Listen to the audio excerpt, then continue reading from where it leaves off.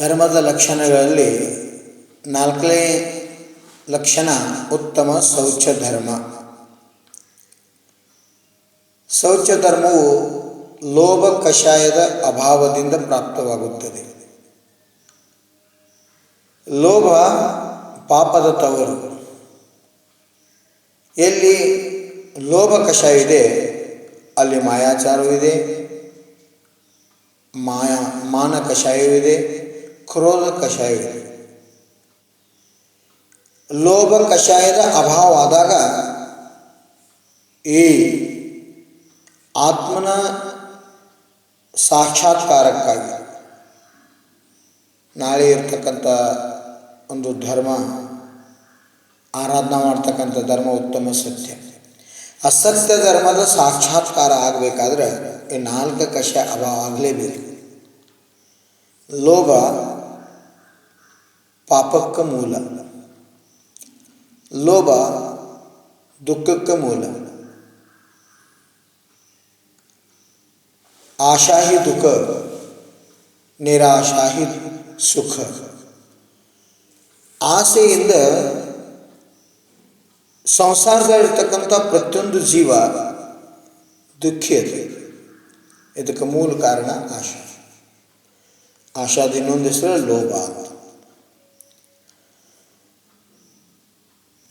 ಕಷಾಯಗಳಲ್ಲಿ ಆತ್ಮನನ್ನು ಸಂಸಾರ ಪರಿಭ್ರಮಣ ಮಾಡ್ತಕ್ಕಂಥ ಶಕ್ತಿ ಇದೆ. ಧರ್ಮಗಳಲ್ಲಿ ಆತ್ಮನನ್ನು ಸಂಸಾರದಿಂದ ಮುಕ್ತ ಮಾಡ್ತಕ್ಕಂಥ ಸಾಮರ್ಥ್ಯ ಇದೆ. ನಾವು ನಿರ್ಣಯ ಮಾಡಬೇಕು, ನಾವು ಸಂಸಾರದಲ್ಲಿ ಪರಿಭ್ರಮಣ ಮಾಡಬೇಕೋ ಏನು ಸಂಸಾರದಿಂದ ನಾವು ಮುಕ್ತ ಆಗಬೇಕು. ಸಂಸಾರ ಸಾಗರದಿಂದ ನಾವು ಮುಕ್ತಾಗಿ ಪರಮಾತ್ಮನಲ್ಲಿ ಲೀನ ಆಗಬೇಕಂದ್ರೆ ನಾವು ಧರ್ಮದ ಆಶ್ರಯ ಪಡಲೇಬೇಕು. ಉತ್ತಮ ಕ್ಷಮ, ಉತ್ತಮ ಮಾರ್ಗ, ಉತ್ತಮ ಮಾರ್ಗ, ಉತ್ತಮ ಶೌಚ. ಇವು ನಾಲ್ಕು ಧರ್ಮಗಳು ಕ್ರಮವಾಗಿ ಯಾಕೆ ಇಟ್ಟಂತ ಕೇಳ್ರ. ಕ್ರೋಧ ಕಷಾಯ ಅಭಾವದಿಂದ ಉತ್ತಮ ಕ್ಷಮ, ಮಾನ ಕಷಾಯ ಅಭಾವದಿಂದ ಉತ್ತಮ ಮಾರ್ಧವ್, ಮಾಯಾ ಕಷಾಯ ಅಭಾವದಿಂದ ಉತ್ತಮ ಆರ್ಜವ್, ಲೋಭ ಕಷಾಯ ಅಭಾವದಿಂದ ಉತ್ತಮ ಶೌಚ. ಈ ಕ್ರಮವಾಗಿ ನಾಲ್ಕು ಧರ್ಮದ ಲಕ್ಷಣಗಳ ಪ್ರಾಪ್ತಿಗಾಗಿ ನಾಲ್ಕು ಕಷಾಯಗಳನ್ನು ಅಭಾವ ಮಾಡೋದು ಅತ್ಯವಶ್ಯಕ.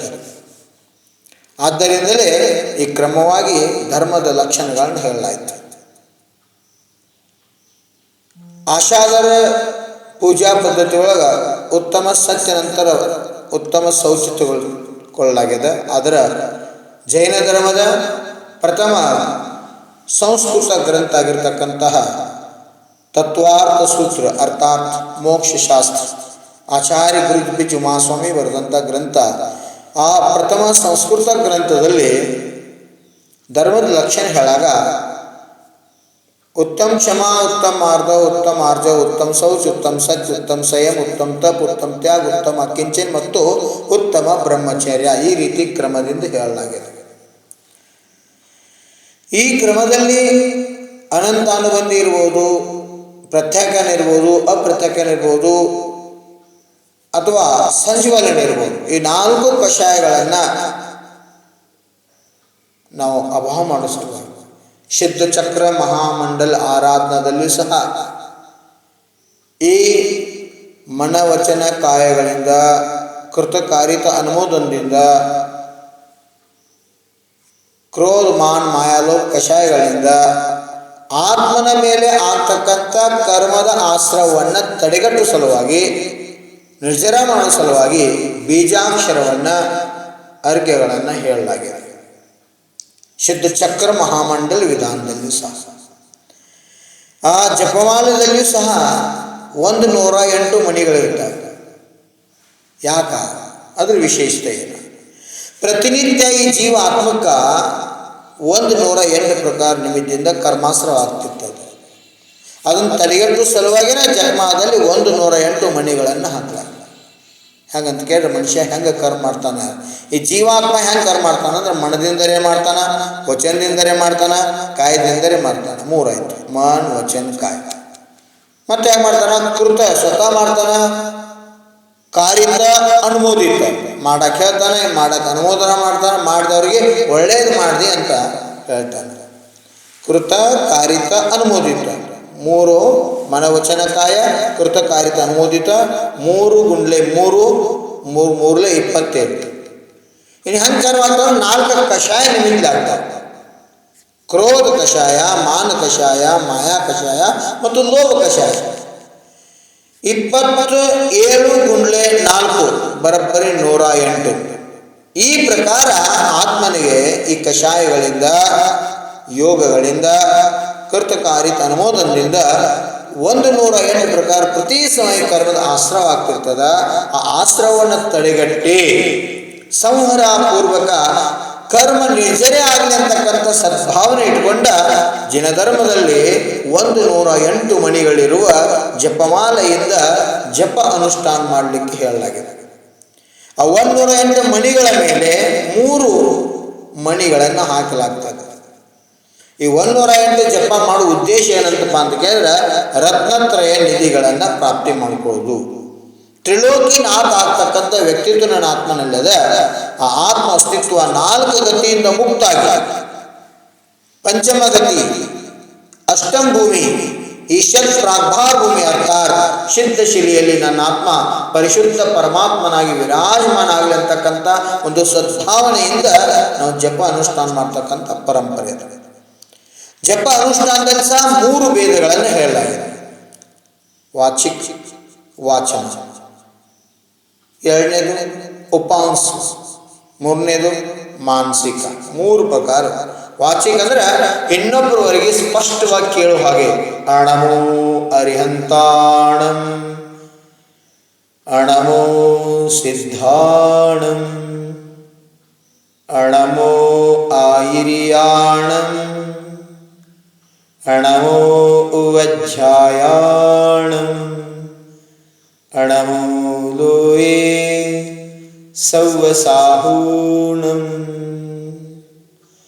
ಓಂ ಹ್ರೀಂ ಜಗಶಾಂತಿಕರಾಯ ಶ್ರೀ ಶಾಂತಿನಾಥಾಯ ನಮಃ. ಸರ್ವೋಪದ್ರವ ಶಾಂತಿಂ ಕುರು ಕುರು ಸ್ವಾಹ. ಈ ರೀತಿ ಇನ್ನೊಬ್ಬರಿಗೆ ಕೇಳಿಸುವ ಹಾಗೆ ಸ್ಪಷ್ಟ ಉಚ್ಚಾರ ಮಾಡ್ತಕ್ಕಂಥದ್ದು ವಾಚಿಕ್ ಜಪ ಅನುಷ್ಠಾನ. ಉಪವಾಸ ಅಂದ್ರೆ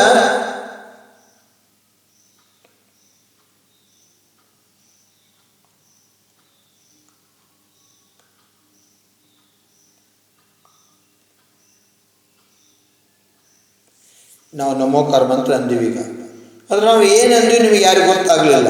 ಆದರೆ ನಮ್ಮ ತುಟಿ ಮತ್ತು ನಾಲಿಗೆ ಅಷ್ಟ ಅರಿಯಾಡ್ತಿದ್ದು, ಶಬ್ದದ ಉಚ್ಚಾರ ಇಲ್ಲ. ಇದಕ್ಕೆ ಉಪಾಂಸು ಅಂತ ಹೇಳಿದ್ರು. ಇನ್ನು ಕೊನೆಯಲ್ಲಿರ್ತಕ್ಕಂಥದ್ದು ಮಾನಸಿಕವಾಗಿ.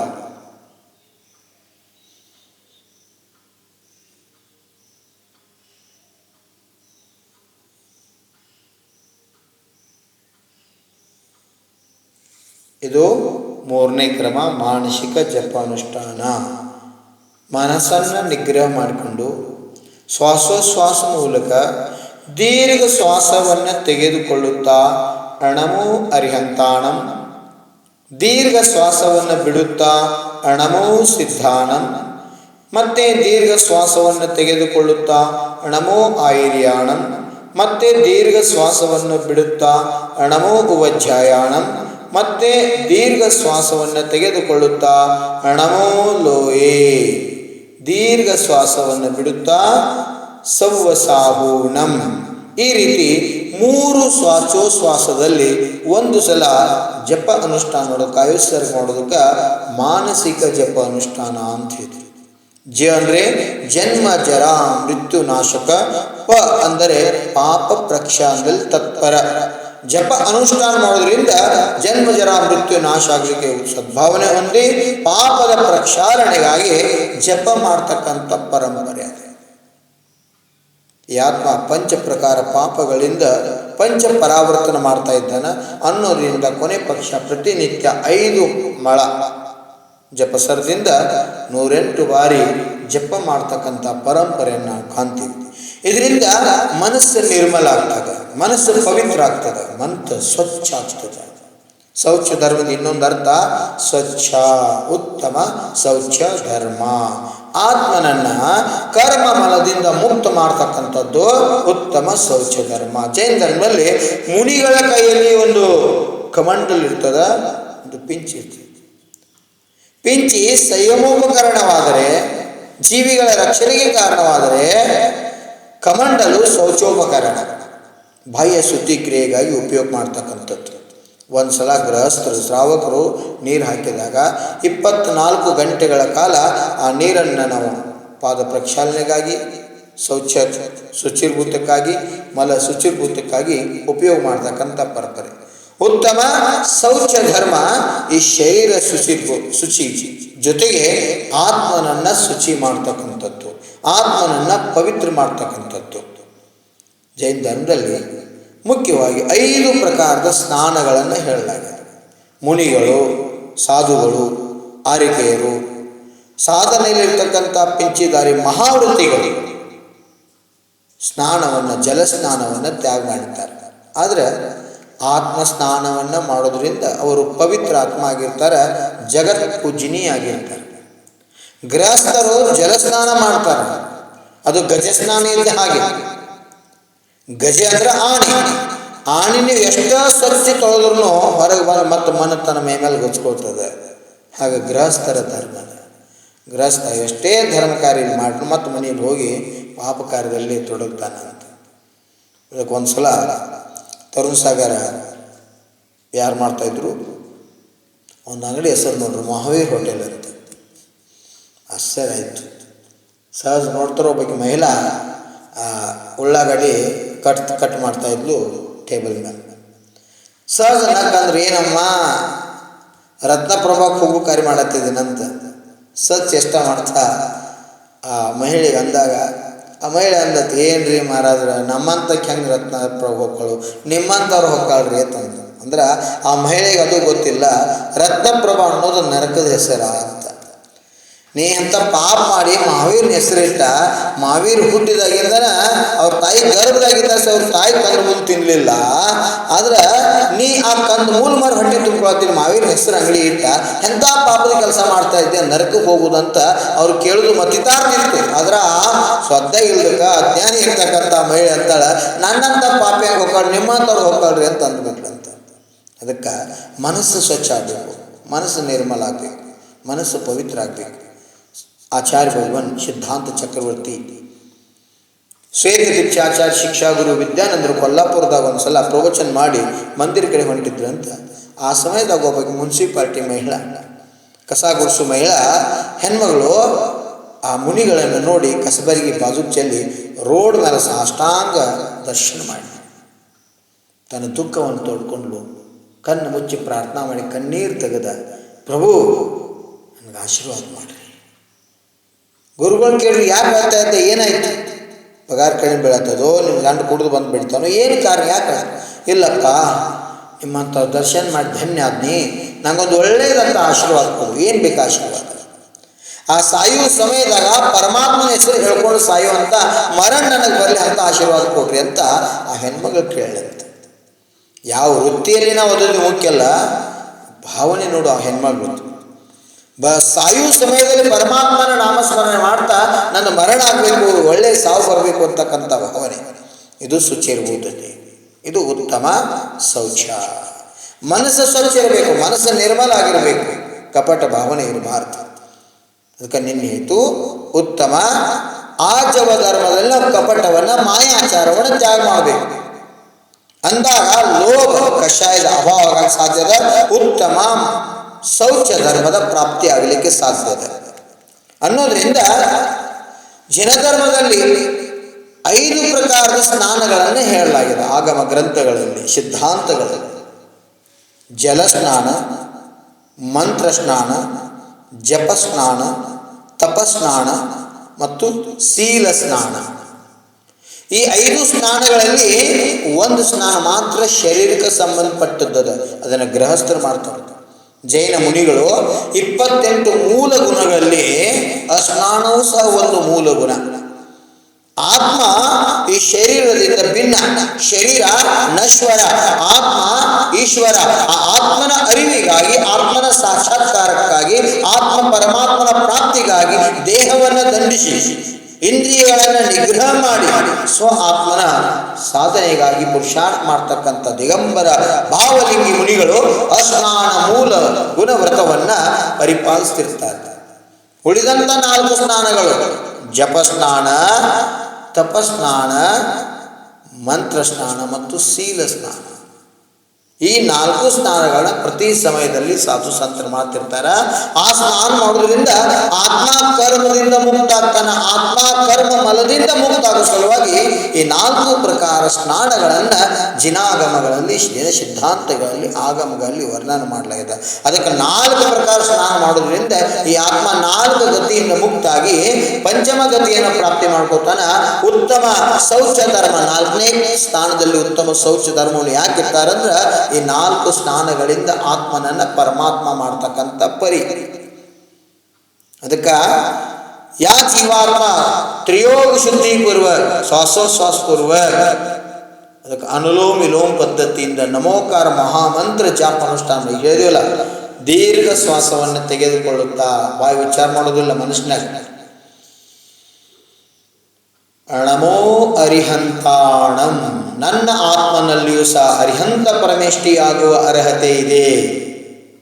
ದೀರ್ಘ ಶ್ವಾಸವನ್ನು ಬಿಡುತ್ತಾ ನಮೋ ಸಿದ್ಧಾಣಂ, ನನ್ನ ಆತ್ಮನಲ್ಲಿಯೂ ಸಹ 8 ಕರ್ಮಗಳನ್ನು ನಾಶ ಮಾಡಿ ಪರಿಶುದ್ಧ ಪರಮಾತ್ಮ ಸಿದ್ಧ ಪರಮೇಷ್ಠಿಯಾಗುವ ಸಾಮರ್ಥ್ಯವಿದೆ ಅಂತಕ್ಕಂಥ ಚಿಂತನೆ ಮಾಡೋದು.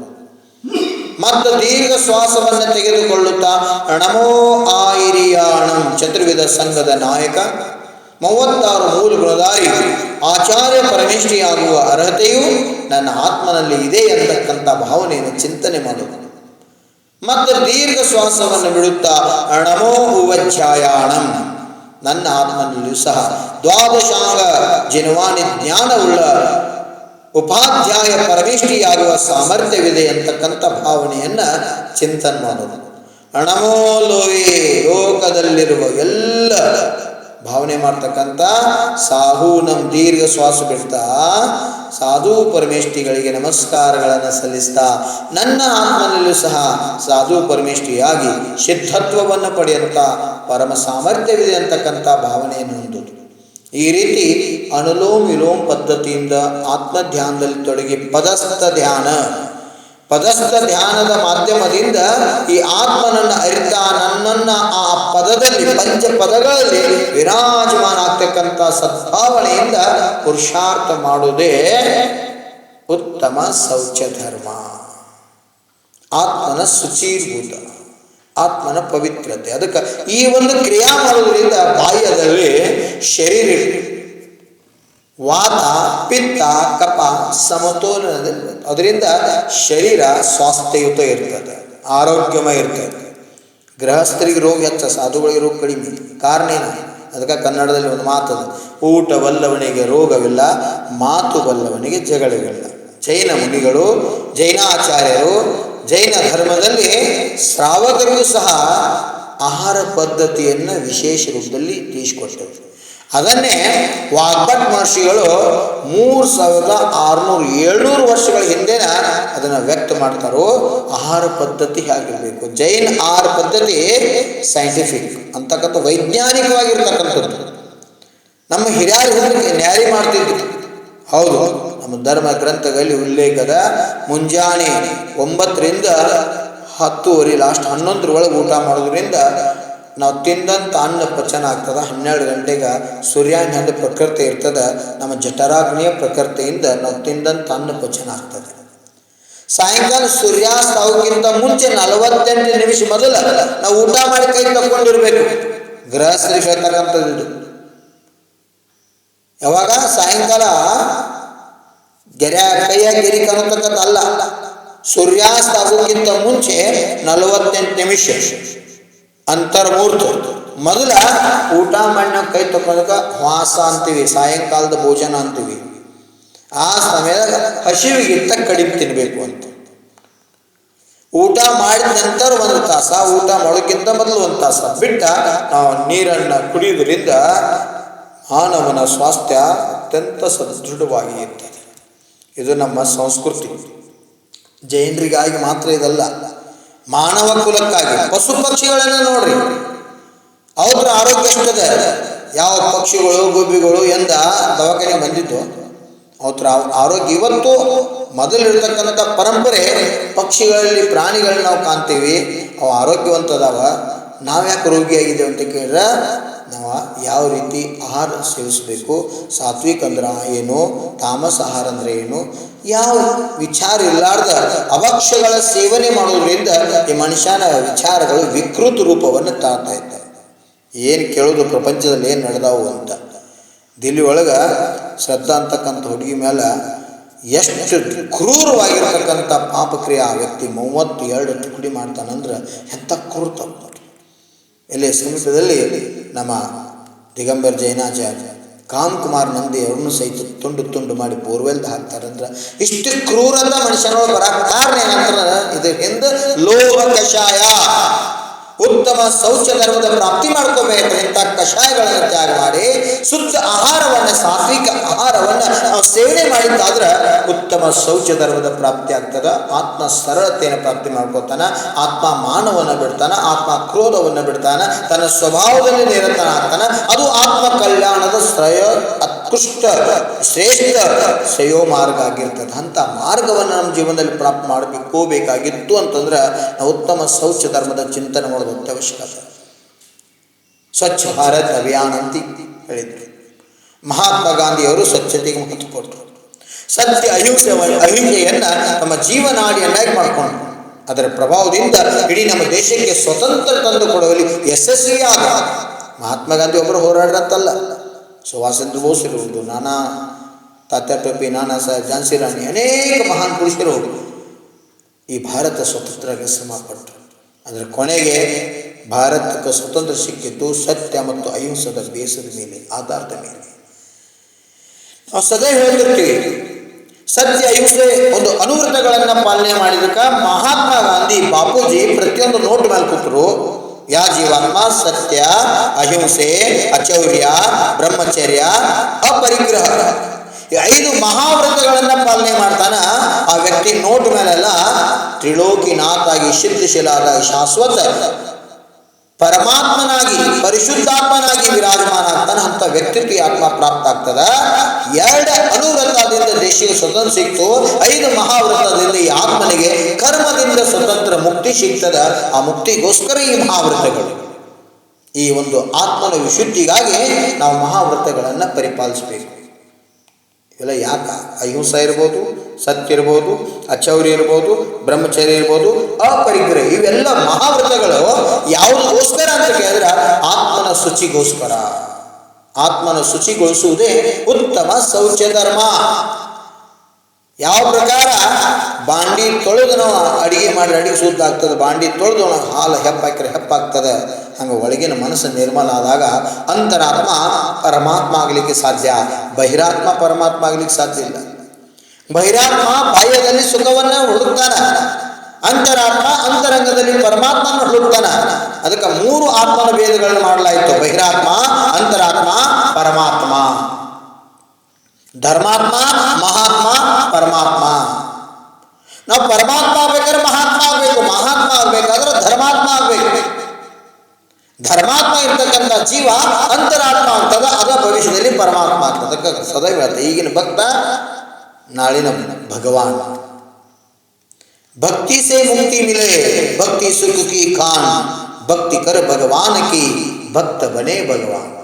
ಅನಾದಿ ಕಾಲದಿಂದ ಈ ಭೂಮಿ ತೆಲಿಮ್ಯಾಗ ಎಷ್ಟು ಜೀವ ಭಗವಾನ್ ಆಗ್ಯಾವು, ಪರಮಾತ್ಮ ತತ್ವ ಪ್ರಾಪ್ತಿ ಮಾಡ್ಕೊಂಡವು, ಅವೆಲ್ಲ ಜೀವ ಭಕ್ತಿ ಪ್ರಧಾನದಿಂದನ ಮೋಕ್ಷ ಪ್ರಾಪ್ತಿ ಮಾಡ್ಕೊಂಡು ಮುಕ್ತಿ ಪ್ರಾಪ್ತಿ ಮಾಡ್ಕೊಂಡಕ್ಕೆ ನಾವು ಭಕ್ತಿ ಮಾಡಬೇಕು.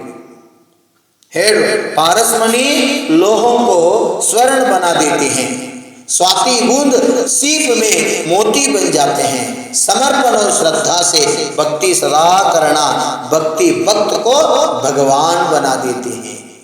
ಈ ಆತ್ಮನನ್ನು ನಾವು ಪರಮಾತ್ಮ ಮಾಡಬೇಕಾಯ್ತಂದ್ರೆ ಭಕ್ತಿ ಮಾಡಬೇಕು. ಆ ಭಕ್ತಿ ಮಾರ್ಗನ ಈ ಲೋಪಿ, ವ್ರತ, ನಿಯಮ, ದಶಲಕ್ಷಣ, ಷೋಡಶಕಾರಣ, ರತ್ನತ್ರಯ, ಪಂಚಮಿ ರೂಪ ಆದಿ ವ್ರತಗಳನ್ನು ಮಾಡೋದ್ರಿಂದ, ಭಕ್ತಿ ಮಾಡೋದ್ರಿಂದ ಆ ಭಕ್ತಿಯ ಪ್ರಭಾವ ಈ ಆತ್ಮನಿಗೆ ಮುಕ್ತಿ ದೊರೀತದ, ಭಗವಾನ್ ಆಗ್ತಾನ.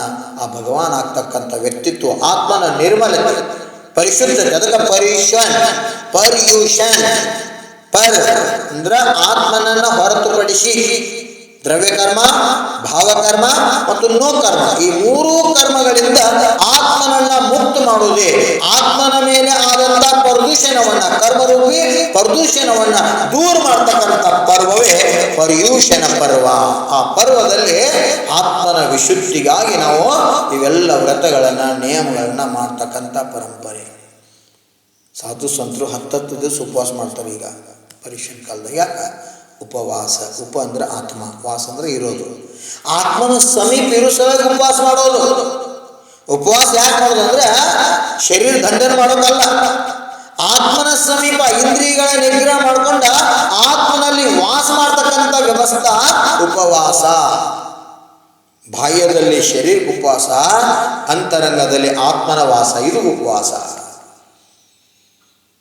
ಆತ್ಮನ ಕಲ್ಯಾಣಕ್ಕಾಗಿ, ಆತ್ಮನ ಶುಚಿರ್ಭೂತಕ್ಕಾಗಿ, ಆತ್ಮನ ಪವಿತ್ರತೆಗಾಗಿ ಲೋಭ ಕಷಾಯ ಅಭಾವ ಮಾಡುವುದೇ ಉತ್ತಮ ಶೌಚ ಧರ್ಮ. ಎಷ್ಟು ದೃಷ್ಟಾಂತ ಹೇಳಲಿಕ್ಕೆ ಸಾಧ್ಯ?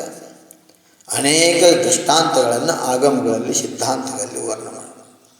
ಲೋಭಿ ಜೀವ ದುಃಖಿ ಇರ್ತದೆ, ತ್ಯಾಗಿ ಜೀವ ಸುಖಿ ಇರ್ತದೆ. ಭೋಗ ದುಃಖಕ್ಕೆ ಕಾರಣ, ತ್ಯಾಗ ಸುಖಕ್ಕೆ ಕಾರಣ. ಆ ತ್ಯಾಗದ ಧರ್ಮದ ಸಂದೇಶಗೋಸ್ಕರ ಲೋಭ ಕಷಾಯದ ಅಭಾವ ಸಲುವಾಗಿ ಉತ್ತಮ ಶೌಚ ಧರ್ಮದ ಪ್ರಾಪ್ತಿಗಾಗಿ ಈ ಸಂದೇಶವನ್ನು ನೀಡಲಾಗಿದೆ. ಅದಕ್ಕೆ ಆತ್ಮನನ್ನ ಪರಮಾತ್ಮ ಮಾಡತಕ್ಕಂಥ ಶ್ರೇಷ್ಠ ಮಾರ್ಗದಲ್ಲಿ ಇದು ದಶಲಕ್ಷಣ ಪರ್ವ. ಹೇಳ್ಯಾರ ಸ್ಪಷ್ಟ, ದಶಲಕ್ಷಣ.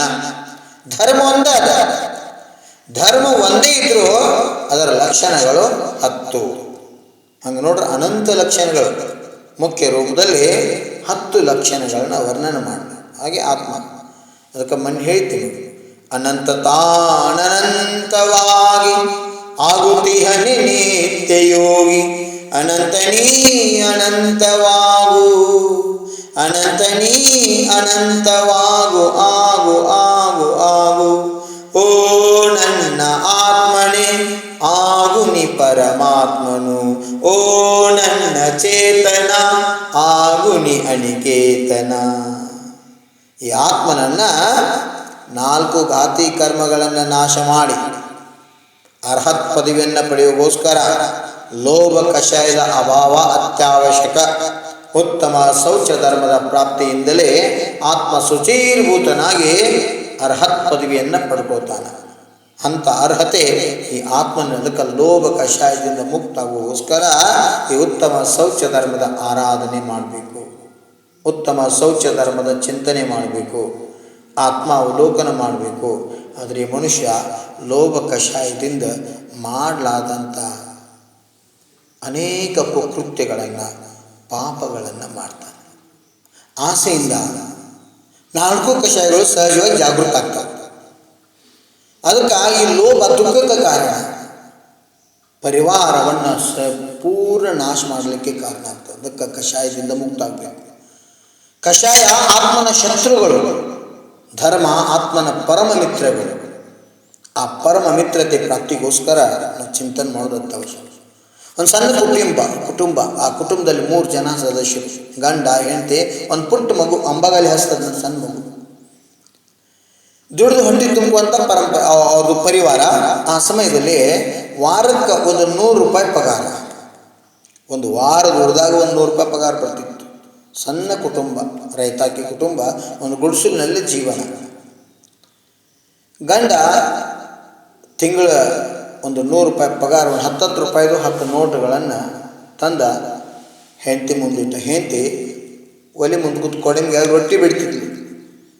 ಅವಾಗೆಲ್ಲ ಕೊಡಂಗಿ ಪರಂಪರೆ ಇತ್ತು. ಮಗು ಆ ತಾಯಿ ಮುಂದೆ ಆಡ್ತಾ ಇತ್ತು. ಒಂದು ಸ್ವಲ್ಪ ಹಿಟ್ಟ ಕೊಟ್ಟಿದ್ಲು, ಗೊಂಬಿ ಮಾಡಿ ಹಿಟ್ಟಿದ್ದು ಗುಬ್ಬಿ ಮಾಡಿ ಆ ಮಗು ಆಡ್ತಾ ಇತ್ತು. ಅಷ್ಟರ ಗಂಡ ಬಂದ ಆ 100 ರೂಪಾಯಿದ ಬಂಡಲ್ 10 ರೂಪಾಯಿದ 10 ನೋಟ್ ಹಾಕಿ ಮುಂದಿಟ್ಟ. ಅವಾಗ ಹೆಣ್ಮಗಳತ್ತು, ಏನ್ರಿ ಮತ್ತು ಈಗ ಬಂದರಿ, ಬಿಸಿ ಬಿಸಿ ರೊಟ್ಟಿ ಮಾಡತ್ತೀನಿ, ಅನ್ನ ಸಾರ ಬಾಜಿ ಆಗೈತಿ, ಬರೀ ಊಟಕ್ಕೆ ಕೊಡ್ತೀನಿ, ಊಟಕ್ಕೆ ಕುಂಡ್ರಿ, ಬಿಸಿ ಬಿಸಿ ಊಟ ಮಾಡ್ರಿ ಅಂತ ಹೇಳಿದ್ಲು. ಆಯಿತು, ಕೈಕಾಲು ತೊಗೊಂಬರ್ತದೆ ಗಂಡ. ಕೈಕಾಲು ತೊಗೊಳ್ಳಿಕ್ಕೆ ಹೋದ. ಅಷ್ಟಾಗ ಹೆಣ್ಮಗಳು ಎದ್ದ ಮ್ಯಾಗಿನ ತಾಟ ಬಟ್ಲ ತೊಗೊಂಡ ಊಟಕ್ಕೆ ಕೊಡ್ಬೇಕಂತ ಹಿಂಗೆ ಮ್ಯಾಲ ಎದ್ಲು. ಒಂದು ಕೈಯಾಗ ರೊಟ್ಟಿ ಐತಿ, ಒಂದು ತೈಯಾಗ ರೊಟ್ಟಿ ಐತಿ. ಮ್ಯಾಲ ಎದ್ದ ತಾಟ ಬಟ್ಲ ತೊಗೋಬೇಕಂತ ಎದ್ಲು. ಅಟ್ರಾಗ ಆ ಕೂಸ ಆಡ್ತಾ ಆಡ್ತಾ ಅದು 10 ನೋಟ್ ಇದ್ದದ್ದು 100 ರೂಪಾಯಿನ ಬಂಡಲ್ ಇತ್ತಲ್ಲ, ಅದನ್ನು ತೊಗೊಂಡ ಒಲ್ಯಾಗ ಹಾಯ್ತು. ಒಲ್ಯಾಗ ಬೆಂಕಿ ಇತ್ತು. ನೋಡ್ಲು ಏನಾಯ್ತದಂತ ಎಲ್ಲ ಕೂಸ ಸಿಟ್ಟು ಬಂತು. ಲೋಭ, ಸಂಪತ್ತಿ ಮ್ಯಾಗಿನ ವ್ಯಾಮೋಹ ಎಲ್ಲವನ್ನು ಮರೆತು ಆ ಕೂಸ ಕೈ ಹಿಡಿದು ಎದ್ದು ಮ್ಯಾಗಿಂದ ಜೋರ್ಲು ಬಿಟ್ಲು. ಆ ಕೂಸದ ಮೇಲಕ್ಕಿಗೆ ಆ ಕೊಡೆ మీద ಹತ್ತು ಜಾಗದ ಕೂಸು ಟ್ಯಾ ಅಂತ ಹೇಳಿ ಸತ್ತು ಬಿಡ್ತು. ಕೈಕಾಲು ತಕ್ಕೊಳಕ್ಕೆ ಹೋದಂಥ ಪತಿ ಬಂದ, ನೋಡ್ತಾನು ಏನು ಮಾಡಿ ನನ್ನ ಕೂಸ್ಕಾಯ ಏನಾಗಿ ಬಿದ್ದದ ಕೂಸ. ಅದ ಒಳ್ಯಾಗ ಇರ್ತಕ್ಕಂಥ ಕೆಂಡದ ಮಿಶ್ರಿರ್ತಕ್ಕಂಥ ಕಟ್ಟಿಗೆ ತಗೊಂಡ ಹೆಂಡತಿನ ಬಡ್ದ. ಹೆಂಡತಿಗೂ ಪೆಟ್ಟಾಯ್ತು, ಆಕಿನೂ ಸತ್ತು. ಪ್ರೀತಿಯ ಮಗು ಸತ್ತು, ಮಮತೆಯ ಮಗು ಸತ್ತು, ಕಟ್ಕೊಂಡಂಥ ಹೆಣ್ಣು ಸತ್ತು. ನಾ ಯಾಕೆ ಬದುಕೋದು ಅಂದ. ಅವನು ನೀರು ಹಾಕ್ಕೊಂಡು ಅಲ್ಲೇ ಗುಡ್ಸಿನ ಸತ್ತು ಹೋದ. ನೋಡ್ರಿ, ಲೋಭ ಕಷಾಯದಿಂದ ಶಿಟ್ಟು ಕ್ರೋಧ ಉದಯಕ್ಕೆ ಬಂತು. ಅದರಿಂದ ಮಣಿ ಎಲ್ಲ ಸತ್ಯಾನಾಶ ಸರ್ವನಾಶ ಆಗಿಬಿಟ್ಟು. ಅದಕ್ಕೆ ಕಷಾಯಗಳನ್ನು ಮಾಡಬೇಡ್ರಿ. ಕಷಾಯ ನಮ್ಮ ಶತ್ರುಗಳು, ಧರ್ಮ ಆತ್ಮನ ಪರಮ ಮಿತ್ರಗಳು. ಉತ್ತಮ ಕ್ಷಮ, ಉತ್ತಮ ಮಾರ್ಗ, ಉತ್ತಮ ಆರ್ಜ, ಉತ್ತಮ ಶೌಚ. ಲೋಭ ಕಷಾಯ ಅಭಾವ ಮಾಡ್ಕೋ ಸಲುವಾಗಿ ಶೌಚ ಧರ್ಮದ ಚಿಂತನೆ ಮಾಡ್ರಿ. ಬರಾಗ ಒಬ್ಬನೇ ಬಂದನಿ, ಹೋಗಾಗ ಒಬ್ಬನ ಹೋಗವದನಿ. ಇದೆಲ್ಲ ಪರಿಕರ ಪಾಪಕ್ಕೆ ಮೂಲದಂತಕ್ಕಂಥ ಚಿಂತನೆಯಿಂದ ಜೀವನದಲ್ಲಿ ದಾನ ಧರ್ಮವನ್ನು, ತ್ಯಾಗವನ್ನು ಅಳವಡಿಸ್ಕೊಂಡ ನಿಮ್ಮ ಜೀವನ ಸಾಫಲ್ಯತೆ ಹೊಂದಿರಿ. ಈ ಒಂದು ಉತ್ತಮ ಶೌಚ ಧರ್ಮದಿಂದ ಎಲ್ಲ ಜೀವಿಗಳಿಗೂ ಆತ್ಮ ಶುಚಿರ್ಭೂತತೆ ಪ್ರಾಪ್ತಿಯಾಗಲಿ. ಈ ಪರ್ವರಾಜ ಪರ್ಯೂಷನ್ ಪರ್ವ ಎಲ್ಲರನ್ನು ಆತ್ಮನಿಗೆ ಅಂಟಿದಂಥ ಕರ್ಮ ಮಲದಿಂದ ಮುಕ್ತಿ ಮಾಡ್ತಕ್ಕಂಥ ಶ್ರೇಷ್ಠ ಪರ್ವವಾಗಿ ಆತ್ಮನು ಮಹೋತ್ಸವವನ್ನು ಆಚರಿಸಲಿ. ಮೋಕ್ಷ ಪದವನ್ನು ಪ್ರಾಪ್ತಿ ಮಾಡ್ಕೊಳ್ಳಿ. ಮಂಗಲಮಯ ಭಾವನೆ ಇಟ್ಕೊಂಡ ಜಯ ಉತ್ತಮ ಶೌಚ ಧರ್ಮ ಕಿ ಜಯ ಹೋ.